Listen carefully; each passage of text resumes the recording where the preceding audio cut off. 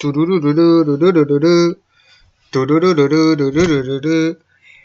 up, guys? It is me, it's the A Double X Prince, and I am here with part 2 of 5 of my top 100 matches of 2016. Woo! Part 1 was a lot of fun to do, just like it was last year. I'm here to go again, and we're gonna kick it off with part 2. Also, let me just say that I am not gonna do any videos like talking about other stuff until I'm done with this list, which I'll probably finish by Friday at most, because I want to get you guys for the holidays. So I definitely want to finish this before the holidays. So hope you enjoy this. We ended last time with 100 through 76. So this time I'll give you 75 through 51. Just let me get this list out, and whoo, here we go, people. Coming in at number 75, a fatal 4-way from Monday Night Raw, April 4th, 2016. Of course, why did I say the year? They're all 2016, but from WWE Raw, April 4th, it was the night before Mania. It was Chris Jericho, Kevin Owens, AJ Styles, and Cesaro. Cesaro came back after Sami Zayn got injured by Kevin Owens. Cesaro came back in the suit. He took his outfit off, and it was just great. This was a ROH type match. Think about it. Besides Chris Jericho, they're all ROH guys, technically. And they all definitely brought in their game. Chris Jericho, I mean, he's a veteran, so it was still great to see him there. It's a very underrated match that not a lot of people are talking about anymore, but I understand why. So yeah, AJ Styles wins, and this was the way to like go, because after losing to Chris Jericho, this is no other option to go with AJ Styles, and he took on Roman Reigns afterwards, and we'll get to those matches later, or just one of them. Spoiler alert again. But Roman Reigns and AJ Styles from Payback didn't make. Actually, none of the matches from Payback made it. Yes, even though Sami and Kevin Owens was on a lot of lists, it wasn't on mine. I'm sorry. But yeah, that was a great match. Coming in at number 74, the match that was glorious. Bobby Roode and Ty Dillinger from NXT TakeOver Toronto. This elevated Ty Dillinger and Bobby Roode. Bobby Roode is already an established guy, even though he's already got there yet. Ty Dillinger's been there for years, so the story was there. The match was a little bit slow, but this was a different type of match. You know, it wasn't about making moves and doing all this stuff. It was just like getting the crowd hype and having like, you know, just good, you know, just having good match, like stiff wrestling. That's what a match should be like. I'm not saying every match has to be like this, but once in a while it will be cool to get matches like this, and this was a really good match. The opener of NXT TakeOver Toronto was glorious, and Bobby Roode wins, but Ty Dillinger was a star. This made Ty Dillinger a star, and I loved it for that. Coming in at number 73 from WrestleMania 32, the IC Championship ladder match. Kind of odd to see that some of these guys no one's talking about anymore, because let's look at the list so far. We got Sin Cara, Stardust, yes, aka Cody Rhodes, Kevin Owens the champion, Sami Zayn, Dolph Ziggler, The Miz, and Zack Ryder. Not a lot of people are talking about those guys. I know Zack Ryder is the winner. This was a great moment for Zack Ryder, despite it not being his moments and shit. I still love the match. I thought it was a really good match. And yeah, I think this, if it made Zack Ryder a star, I would have loved this match even more. But granted, he didn't. And it was still, like I said, it was still a good match. Great opener for WrestleMania. I hope Zack Ryder's doing okay. I heard he got injured and just do nothing for the best. I hope he comes back on his own. I want him to be a solid mid-carder, you know. And don't turn him heel. That's just cheap. Make him a face and make him like a strong mid-carder, because we do need a strong mid-carder to take on The Miz if Daniel Bryan's not coming back. You know what I'm saying? And I know Zack Ryder's going to be gone for 6 months, which is sad, but come on. We got to do something with Zack Ryder. Come on. Hashtag woo woo woo, you know it. WWWYKI. Yes. Coming in at number 72, the Trios Tag Team Finals. The team of Rey Mysterio, Dragon Asuka, and Prince Puma beating the team of Phoenix, Jack Evans, my bad, and PJ Black. The team of Cortez, the three quarters of the crew with Joey Ryan, and I forgot what was the third team. What was the third team again? I forgot the third team. Damn it. Anyways, it was a big Fatal 4-Way match. Big Fatal 4-Way tag team match. It was for the Trios Championship. Oh yeah, the last team was Ivelisse and Son of Havoc. Angelico wasn't there because he got injured, but it was a good match again. Great match. Ivelisse and Son of Havoc lose their championships, even though Angelico wasn't there to kind of help him out. But as I was saying, freaking Rey Mysterio, Dragon Asuka Jr., and Prince Puma, three of the biggest stars in Lucha Underground, winning the Trios Tag Team Championships. Phenomenal moment. Coming in at number 71, a match that was too short but too sweet for its storytelling. Coming in at number 71 from the Cruiserweight Classic Episode 4, Johnny Gargano versus Tommaso Ciampa. A brother versus brother like match. It was a beautifully done match. If this match was longer and it gave more time, I would have easily been one of the best matches of the Cruiserweight Classic. Johnny Gargano wins, but the way it ended, it was just so beautifully done. Johnny Gargano is trying to get a handshake from Ciampa, but he doesn't. He just leaves because he's pissed off that he lost. But they sit down, they hug it out. This was a really good storytelling match. If it was longer, I would definitely put this match a lot higher. So yeah. Coming in at number 70, a match that people think I hate, but I personally also think it's overhyped. But that is AJ Styles versus Dean Ambrose from Backlash. Yes, people mainly remembered the way Dean Ambrose lost and AJ Styles won his first ever WWE Championship. I'm not going to take anything from that. That was a great moment. AJ Styles becoming the WWE Champion is easily one of the best things that happened on WWE currently. And damn, it was a good moment. And AJ won. I can't believe it that AJ Styles is the WWE Champion. And it was a really good match. Definitely not their best match. That's much later in this list. But yeah, I think AJ and Dean had great chemistry in this match. So again, another really good match that you should see. Coming in at number 69. Haha, LOL, 69. Coming in at 69. From ROH, Death Before Dishonor. XIV. Jay Briscoe and Adam Page in a no DQ match or no holds barred match. This was a fucking fun ass match. Just straight up doing whatever you want, having just a brawl like match. And Jay Briscoe, I like him working on his own, even though I do prefer the Briscoe brothers.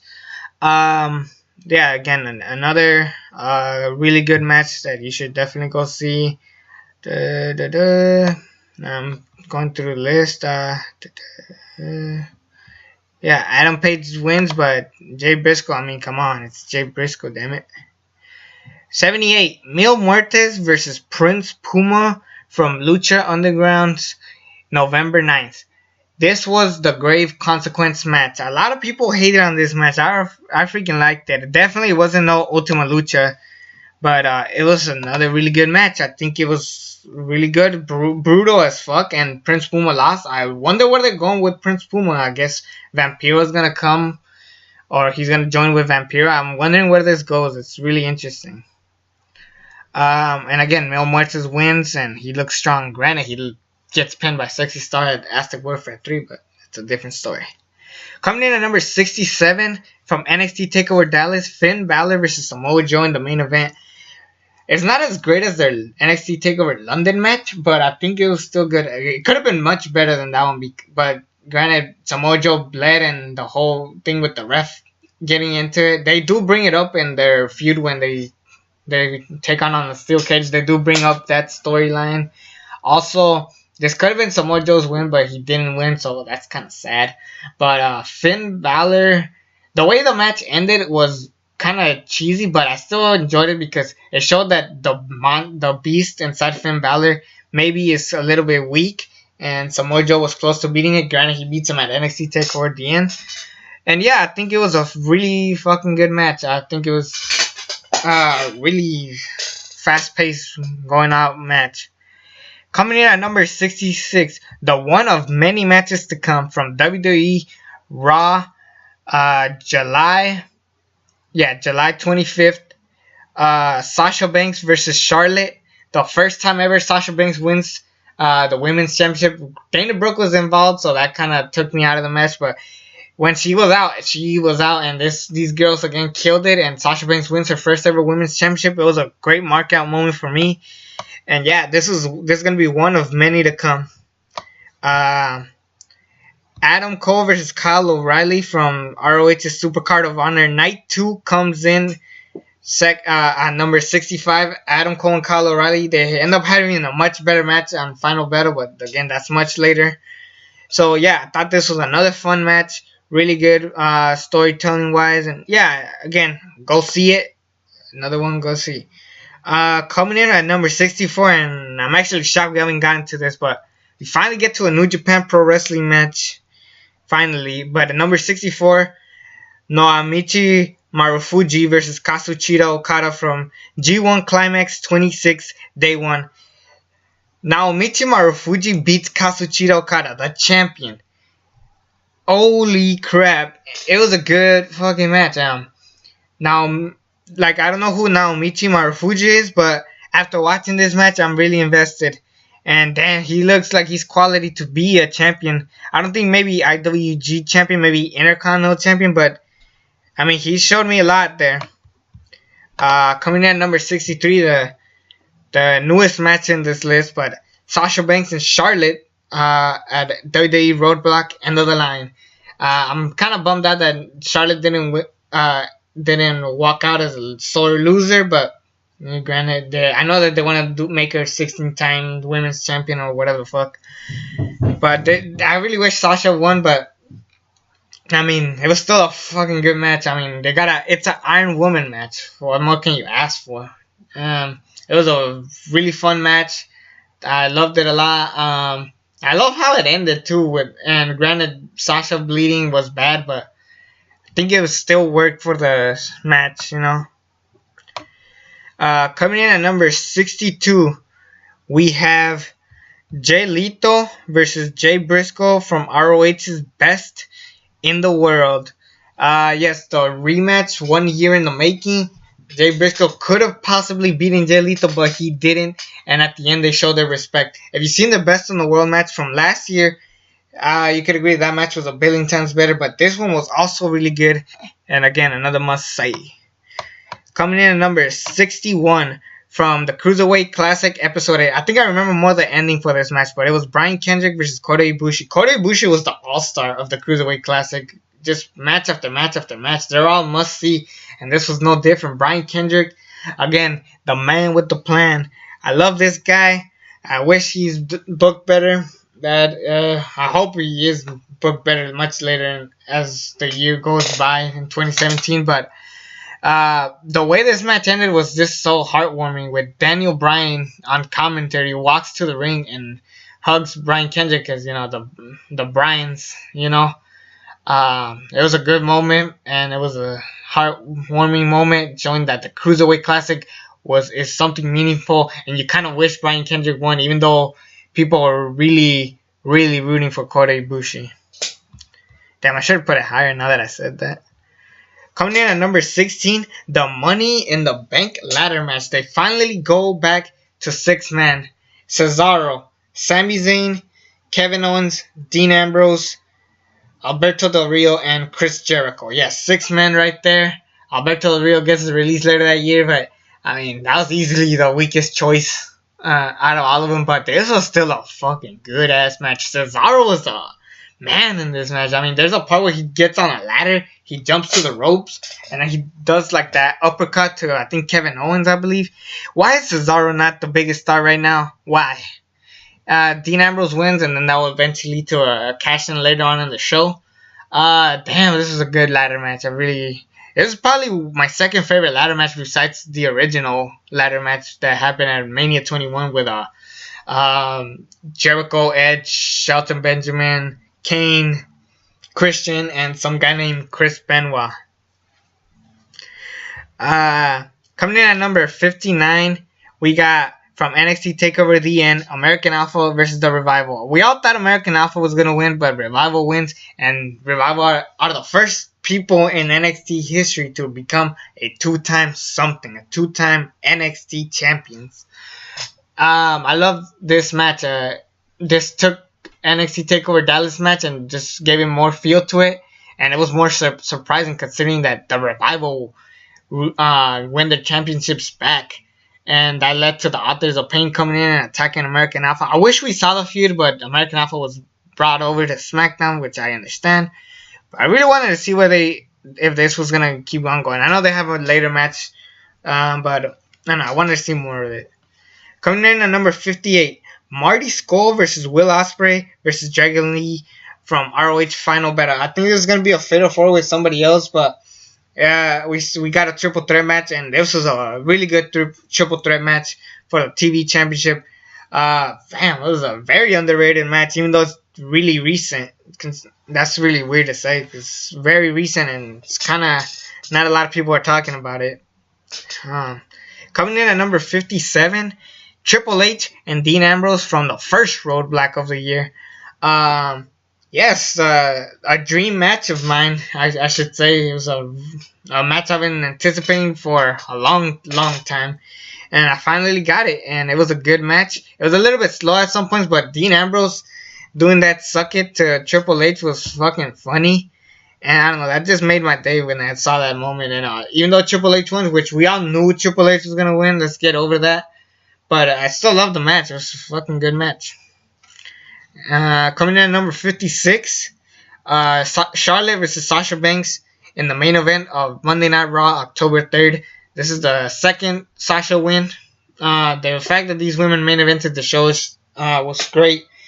And it showed that the Women's Championship meant something big, even bigger than the Universal Championship, which is kind of crazy to believe, but it's true. That's kind of how it felt like. And it was a good match, really good match, and Sasha Banks wins, so no problems there. Coming in at number 55, from NXT TakeOver Dallas, Bayley versus Asuka. I see the problems much more the more that I see it, because it's a little bit short for a match, and there's a lot of stopping and pacing, but it doesn't take me away from the match. This is Asuka's championship win. I know a lot of people don't like Asuka, but I am a massive Asuka fan. I don't see it coming to the the main roster soon, because NXT women are dead. There's nobody to fight, really, besides Ember Moon. And they need new female wrestlers, not just in general, just like in general, because we got no one in TNA that I know, ROH. The only, besides the main WWE roster and maybe Lucha Underground, there's no strong women wrestlers, and with a match like this, it kind of bums me out that we don't have that many strong women wrestlers.